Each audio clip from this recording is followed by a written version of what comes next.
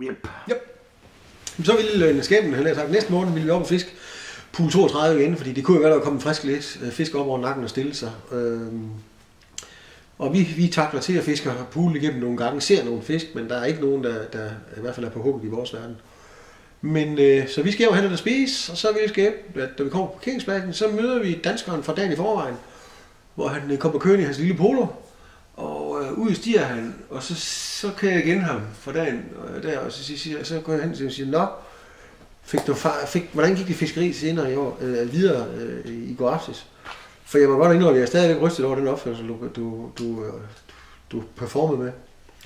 Ja, men han kunne godt se bagefter, at han måske overtrådt nogle regler, som han selv var meget fortaler for, og det må jeg godt nok undskylde, og det var han sgu ked af. Og hvis jeg kunne tage imod undskyldning fra ham, som var på det tidspunkt en af de folk, jeg så allermest op til inden for moderne laksfiskeri på den tid, så ville han gerne have lov til at give mig sådan en. Og så siger jeg, vi er sgu mennesker alle sammen.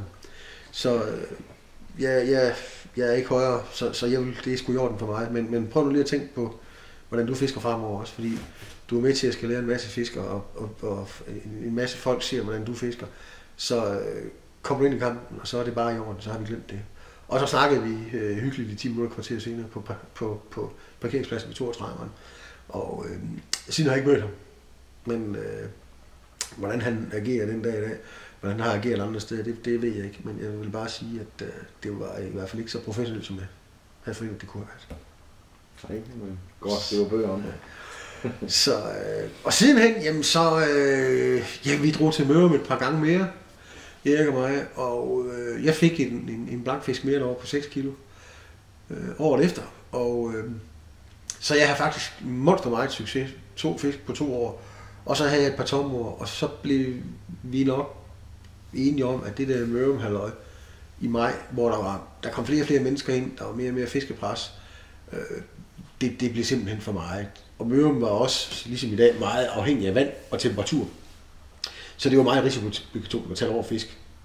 Og septemberfiskeriet, det sluttede på et tidspunkt i min verden, da jeg var et år sammen med en bekendt, hvor vi gik og fiskede den 3 dage, og så krogede jeg en stor laks i 26'eren på min synkline og min lille sortflue.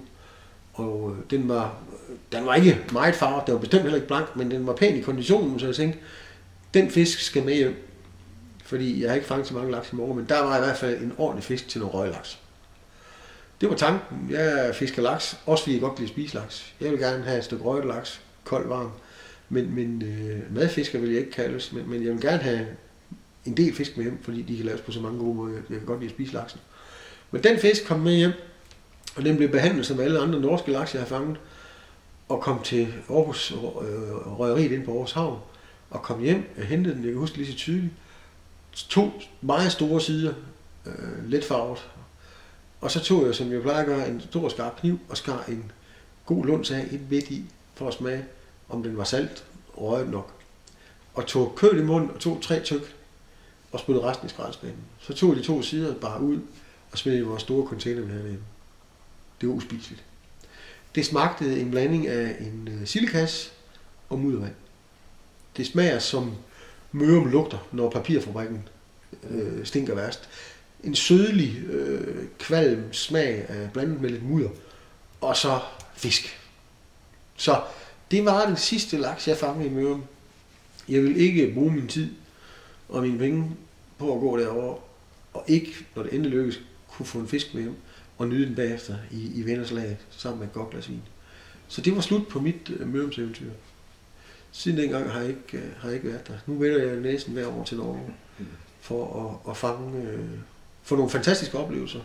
Nogle fede fights i noget vand, som ofte er noget kraftigere end det, man møder i Mørum.